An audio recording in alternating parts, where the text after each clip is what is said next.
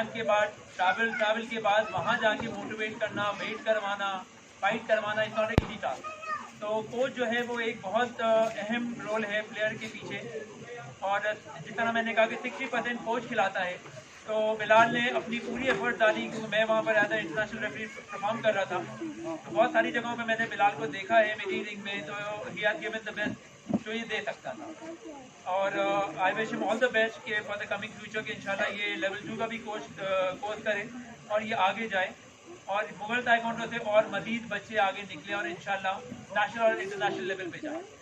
अच्छा, अब खाना and now mashallah they are almost blue and red, so that means I'm very happy with those people, those who are continuing. If you go for 1 and 2 months and then you become bored and then you left, that's not a goal. Make your goals and go for it. You dream, there are two kinds of people. Some people they dream and then they dream. You got it? Yes. That means they sleep again.